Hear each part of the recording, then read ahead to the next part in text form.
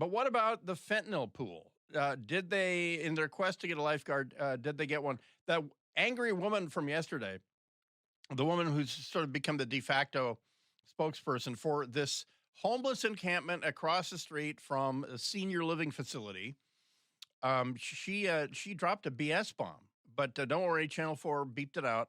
But bouncing something like this off the governor's office seems like a complete waste of time and an insult to the bouncing to Big Bounce.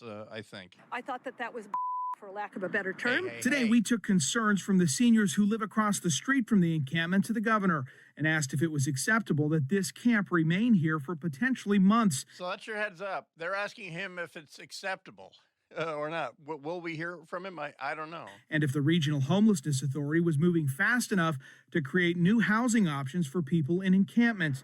His office said multiple agencies are coordinating to get these people into housing. Multiple agencies are coordinating, everyone, so just stand by. But neither the governor, WashDOT, nor the Regional Homelessness Authority could give specifics on when. When you've had the same problem repeatedly in different locations, you know what you have to do. And that's a city council, District 1 city council candidate who has a name and is quite beloved. I'm sure we're friends and family. This is the same story we've told you before. The Ship Canal encampment was less than a block from an elementary school, but it took months to shut down, even after gun violence and drug dealing. At the Mercer Street encampment, a woman...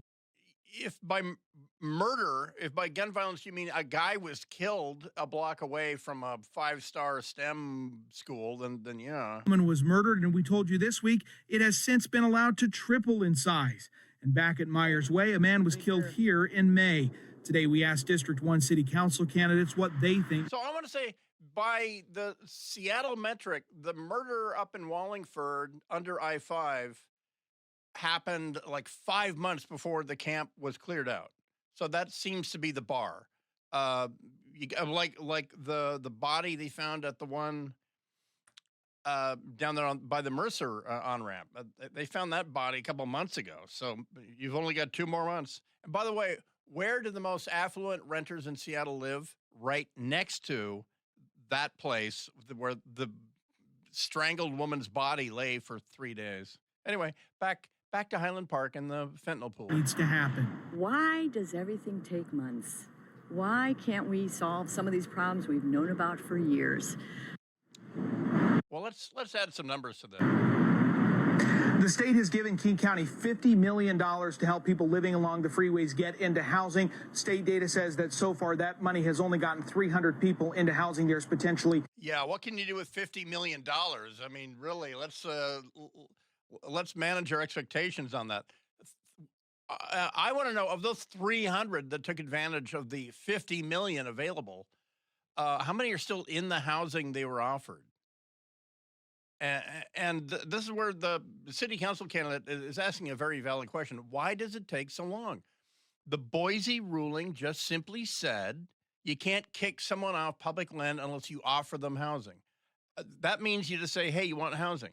I can arrange it. I have a voucher or whatever. If they say no, then you go, then you want to hear plan B, where you pack your ass and you get off public land. That's what it says in practice, and that's what any city that's serious about that problem, that is what they do.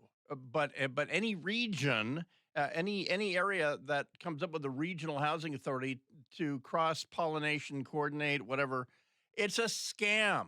It's a scam for people getting paid foundational or federal or county or state money. That's what it is. It does not take months to harness the legal authority of the state or the county to get somebody off public land or a lying city of Seattle inspector. There's that.